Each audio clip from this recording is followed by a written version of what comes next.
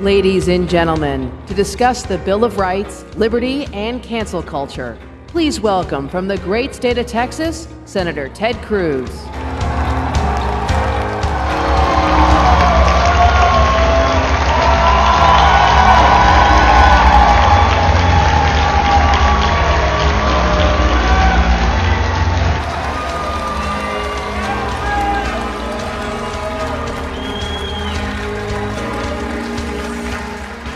God bless Cpac.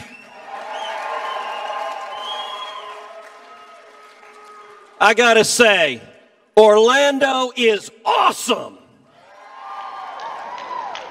It's not as nice as Cancun.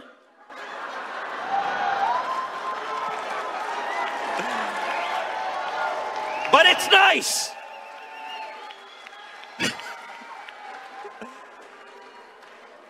And I gotta say, what an amazing array of speakers here at Cpac. We are gathered in dark times. We're gathered at a time where the hard left, where the socialists control the levers of government, where they control the White House, where they control every executive branch, where they control both houses of Congress. Bernie is wearing mittens. And AOC is telling us she was murdered.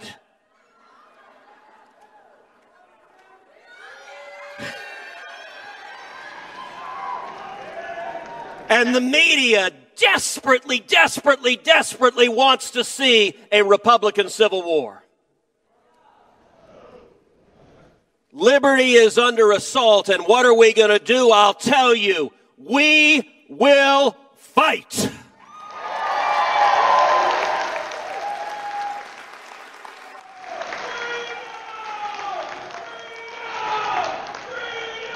Listen to William Wallace. And let me tell you, the media here looks at the men and women gathered here, at the young people gathered here, as dangerous radicals. This is the Rebel Alliance.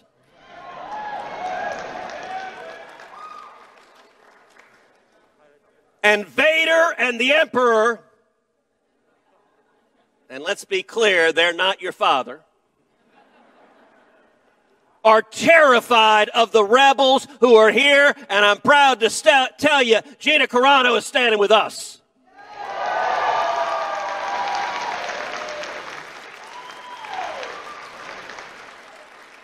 So what do we do? What do we do at a time where the hard left is resurgent? Two very simple things. Number one, we defend liberty. Look, are there tensions in our party? Sure, because we believe in diversity. We believe in individuality. Different people have different views. We aren't the Borg.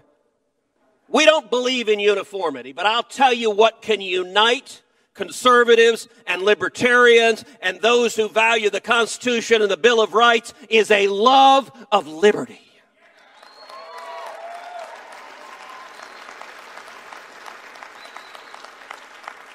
And the left, they tell you who they are. You see statists in California putting 37 tons of sand in a skate park because ain't nobody having fun while the socialists are in charge.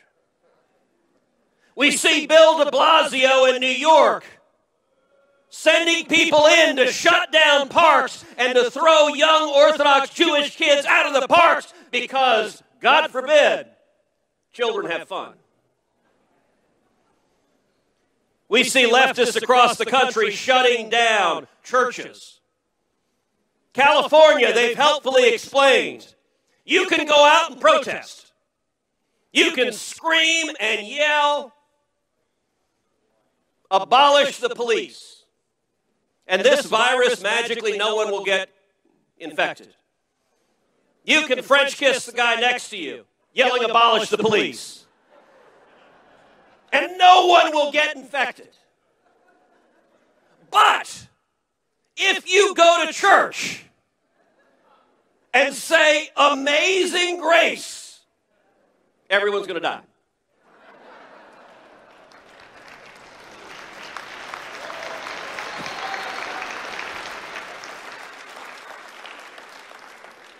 By the way, how many of y'all have eaten at a restaurant in the last 6 months?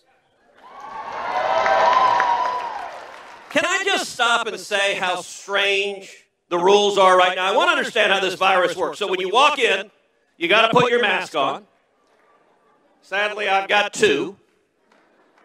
You walk in, you got to put your mask on. You sit down, you take your mask off. See, apparently the virus is actually connected to elevation. No, remember, this is all about science. It's actually, it may not be elevation. I think it's that there are hormones that are released in your thighs when you're sitting. So you can sit at the table and there's no virus being transmitted.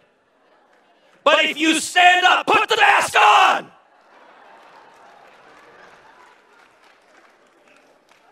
And listen, let's be clear, this is a dangerous virus. But these collectivist statists, okay, now they're saying, everybody can get immunized. We can have herd immunity everywhere, and we're going to wear masks for the next 300 years. And by the way, not just one mask, 2, 3, 4. You can't have too many masks. How much virtue do you want to signal?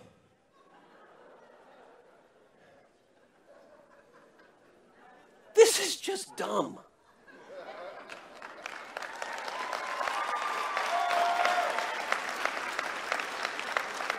You know, the U.S. Capitol has giant fences with razor wires and 5,000 National Guards standing out front because the Democrats are convinced that political theater helps them. Let's be clear, this is not about security at this point. This is about political theater. Half the country, the deplorables, are dangerous. And they're going to turn the Capitol into a military outpost in Baghdad just to have their compliant media echo that message. But do you know what terrifies every one of these statists? The truth. Liberty's powerful. Liberty's persuasive. Liberty is fun. You know, last week, we lost the great Rush Limbaugh.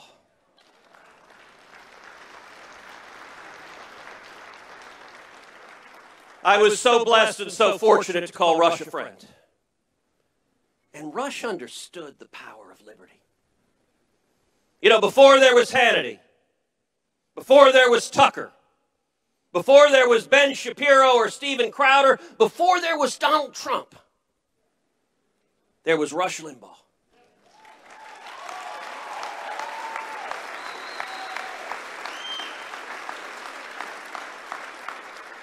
And before there was Section 230, there was something called the Fairness Doctrine, which gave leftists in Washington the power to silence views they didn't like. We got rid of the Fairness Doctrine, and Rush Limbaugh started by going on one AM station. And then a second AM station, and then a third, and then a fourth, and then a fifth. And the voice of liberty spread like prairie fire. The message of liberty is profoundly subversive. The left believes in rigid conformity. We believe in diversity, free speech. You can say whatever you want, no matter how dumb it is. Religious liberty, you can worship however you like on your knees before Almighty God. So defend liberty. But number two, have fun. Have fun. You know, so many on the right, they act like they got a stick inserted somewhere it doesn't belong. Like, just lighten up. Especially now, the left, they are shrill. They are angry. How many leftists does it take to screw in a light bulb? That's not funny!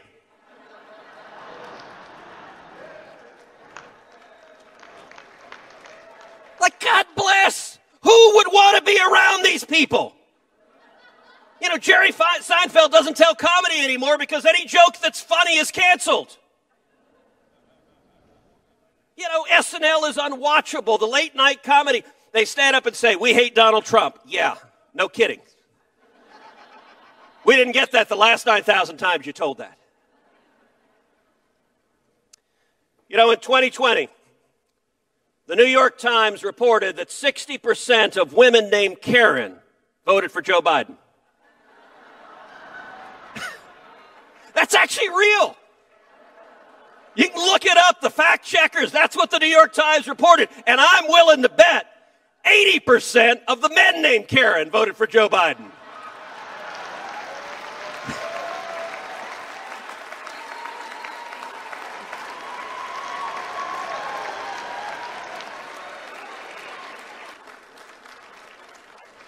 And you know what? There are a whole lot of voices in Washington that want to just erase the last 4 years. Want to go back to the world before, where we had government of the lobbyists, by the lobbyists, and for the lobbyists. Where the Republicans' compelling message was, Republicans, we waste less. And they look at Donald J. Trump and they look at the millions and millions of people inspired who went to battle fighting alongside President Trump, and they're terrified. And they want him to go away. Let me tell you this right now, Donald J. Trump ain't going anywhere.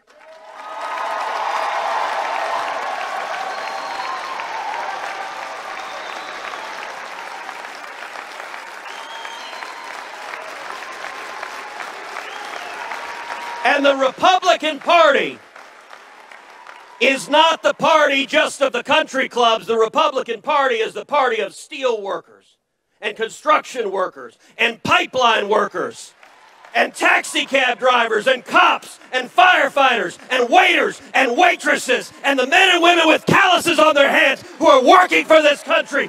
That is our party, and these deplorables are here to stay.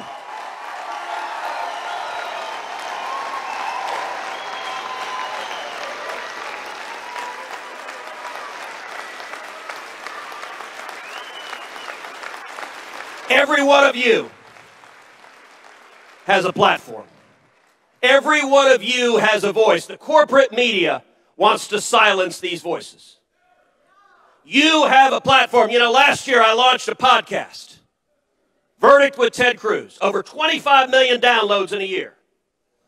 By the way, please go subscribe. Verdict with Ted Cruz, Verdict with Ted Cruz. Click on subscribe. 5 stars, please.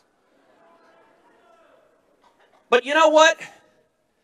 You have the same platform. You have social media. You have your friends, your neighbors, your family, your classmates. Speak out for freedom. Because I'm going to close with these words of encouragement. These are dark days, and the media tells us this is the new galactic empire forever and 1,000 years. But already Joe Biden and the radicals in his administration, they are already overshooting. They are already going too far. Their policies don't work. They are disasters. They are bad. They are destroying jobs. They are stripping our freedom. And there is a natural pendulum to politics. And the country will come back to sanity. And mark my words, 2022 is going to be a fantastic election year. And so is 2024.